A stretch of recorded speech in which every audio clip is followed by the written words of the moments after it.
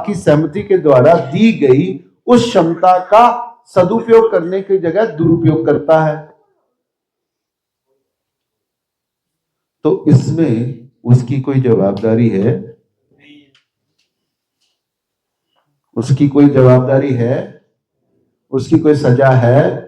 उसकी कोई अकाउंटेबिलिटी है? तो कहने का मतलब है ये प्रधानमंत्री पे लागू होता है या सरपंच पे भी लागू होता है? ये पूरा का पूरा जो रिप्रेजेंटेटिव गवर्नमेंट डेमोक्रेसी का जो सिस्टम है, ये जवाबदारी शून्य सिस्टम है, या केवल पावर है, रिस्पॉन्सिबिलिटी कोई नहीं है। अगर वो गलत करता है आप उसको रिस्पॉन्सिबल नहीं ठहरा सकते, आप उसको सजा नहीं दे सकते, आप क्वेश्चन भी नहीं पूछ सकते, वो आपको कोई भी जवाब देने के लिए जवाबदार नहीं है। इसलिए कोरोना में कितने मरे, सरकार जवाबदार नहीं है। वैक्सीन से कितने मरे, सरकार जवाबदार नहीं है, राइट। नोटबंदी के बाद लाइन में खड़े होकर कितने मरे, सरकार जवाबदार नहीं है, राइट। कोरोना में ऑक्सीजन के बिना कितने अस्पताल में जाके मरे, उसके लिए सरकार जवाबदार नहीं है। और वैक्सीन से जो सडन वैक्सीन डेथ हो रही है, उसके लिए सरकार जवाबदार नहीं है, राइट। और सरकार के निर्णयों के कारण, मीडिया के निर्णयों के कारण या अफवाहों के कारण दंगे हो जाते हैं, राइट। और भगदड़ में, कुंभ में, मेले में लोग कुचल के मर जाते हैं, उसके लिए सरकार जिम्मेदार नहीं है, आंसरेबल नहीं है।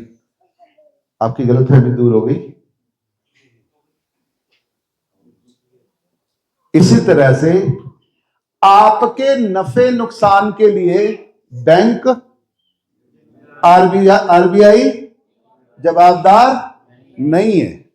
और अगर आप अपने खून पसीने से, अपने तन मन धन की कमाई के लिए बैंक को सपुर्द करते हो और उनसे यह उम्मीद करते हो कि वो आपके धन की,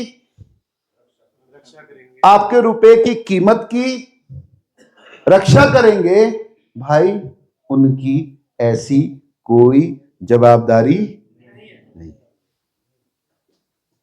समझ में आ गया? अभी तक 1 रुपए के ऊपर सरकार जिम्मेवार थी, उन्होंने भी वो जवाबदारी खत्म कर दी। अब आपके रुपए का कोई मूल्य, कोई मानक, कोई आधार, कोई परचेजिंग पावर, क्या कोई मूलभूत नियम, आधार बचा नहीं है।